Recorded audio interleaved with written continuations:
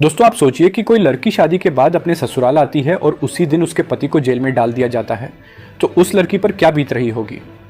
उस वक्त उसके दिमाग में क्या चल रहा होगा। यही कुछ कमोबेश सिचुएशन राबड़ी देवी की भी थी। वो कहती है कि उस दिन मैं लेकिन राबड़ी देवी ने हार नहीं मानी। वो बिहार की पहली महिला मुख्यमंत्री बनी। उनकी शपथ के दिन बिहार की सड़कों पर जनता का हुजूम था, जो चिल्ला रही थी, राजमाताएं हैं, राजमाताएं हैं। आज हम आपको एक ऐसी महिला की कहानी सुनाने जा रहे हैं जिसने सादगी से शुरुआत की और सत्ता के शिखर तक पहुंचकर इतिहास रच दिया। यह है राबड़ी देवी की कहानी, बिहार की पहली महिला मुख्यमंत्री। एक ऐसी शख्सियत जिसने ना सिर्फ अपने परिवार को संभाला बल्कि पूरे राज्य को एक नई दिशा दी। उनकी जिंदगी में सादगी है, संघर्ष है और सबसे बड़ी बात महिलाओं के सशक्तिकरण की। वह ऐसी मिसाल है जो हर बेटी, हर माँ और हर बहन को प्रेरित करती है। तो चलिए इस सफ़र की गहराइयों से शुरुआत करते हैं। एक कहानी जो आपको रोमांचित भी करेगी और सोचने पर मजबूर कर देगी। दोस्तों, राबड़ी देवी का जन्म 1985 में बिहार के गोपालगंज जिले के सैलार कला गांव में एक संपन्न यादव जमींदार परिवार पिता शिव प्रसाद चौधरी और मां जगमातो देवी के यहाँ होता है। उनके पिता जो थे वो एक प्रभावशाली जमींदार होने के साथ साथ एक सक्सेसफुल बिजनेसमैन भी थे। ऐसे में राबड़ी देवी का बचपन एक ऐसे माहौल में बीतता है जहां मेहनत, डेडिकेशन और फैमिली वैल्यूज़ पर ज़्यादा जोर दिया जाता था।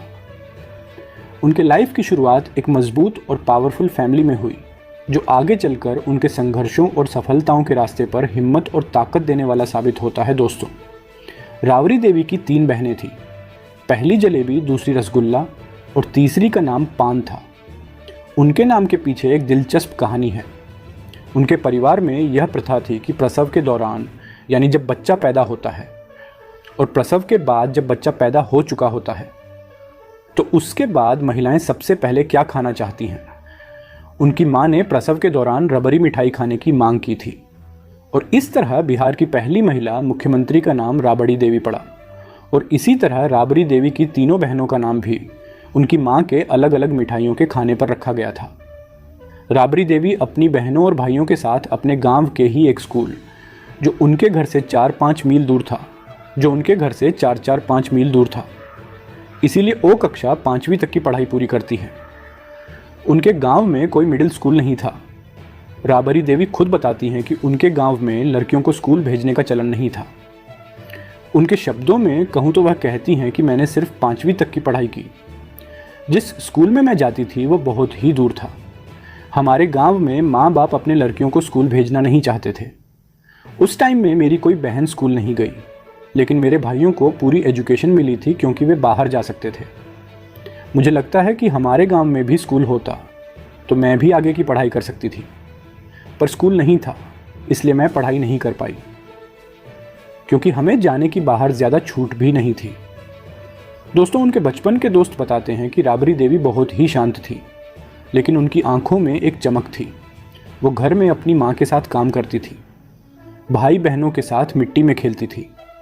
उनकी दुनिया छोटी थी, लेकिन उसमें एक ताकत छुपी थी। यह वही ताकत थी जो आगे चलकर उन्हें एम्पावरमेंट की मिसाल बनाती है। दोस्तों, फिर आता है 1973 और 17 साल की उम्र में राबड़ी देवी की शादी लालू प्रसाद यादव से हो जाती है। लालू प्रसाद यादव उस वक्त एक उभरने हुए नेता थे। उनकी शादी एक पारंपरिक शादी थी, जैसे कि पहले के टाइम में गांव में होती थी। राबड़ी देवी ने अपने शादी के टाइम को याद करते हुए बताया कि जब उनकी शादी एक थी हुई तो लालू प्रसाद यादव का परिवार गरीब था, जबकि उनका परिवार बहुत ही संपन्न था। अगर कंपेयर करें तो लालू यादव की फैमिली में और राबड़ी देवी जी की फैमिली में, एक इंटरव्यू में राबड़ी देवी बताती हैं कि हमारे माता पिता बहुत अच्छे थे। मेरे पिता को यह पता था कि लालू प्रसाद यादव हमसे गरीब हैं, पर उन्होंने लालू प्रसाद यादव के चरित्र को देखा, उनके कैरेक्टर को देखा ना, कि वो कितने अमीर हैं। उस टाइम में वो पटना में पढ़ाई कर रहे थे।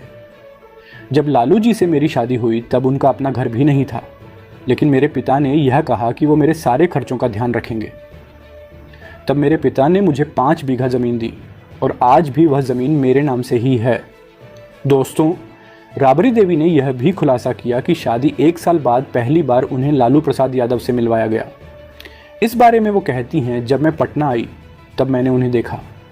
हमारी शादी 1973 में हुई थी और 1 साल बाद मैं अपने ससुराल आई थी। शादी की पहली रात ही लालू यादव को जेल भेज दिया गया था। वह बताती हैं कि पहली रात जब मैं उनके घर पहुंची तो मुझे यह बताया गया कि उनको जेल भेज दिया गया है। दोस्तों, आप सोचिए कि कोई लड़की शादी के बाद अपने ससुराल आती है और उसी दिन उसके पति को जेल में डाल दिया जाता है, तो उस लड़की पर क्या बीत रही होगी, उस वक्त में उसके दिमाग में क्या चल रहा होगा। यही कुछ कमोबेश सिचुएशन राबड़ी देवी की भी थी। वो कहती है कि उस दिन मैं खुद को फंसी हुई महसूस कर रही थी और मैंने अपने पिता से पूछा कि कई जगह हमार ब्याह कर ले हवा मतलब।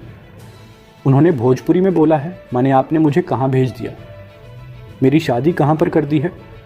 वो कहती है कि हम उस समय पटना के वेटनरी कॉलेज के एक छोटे से क्वार्टर में रहते थे। राबड़ी देवी ने अपनी ज़िंदगी के पहले साल की दिक्कतों को याद करते हुए कहा कि उन्हें इस नई लाइफ में बहुत ज़्यादा गांव से बाहर नहीं गई। वो एक दिन सत्ता के शिखर तक पहुंचेगी।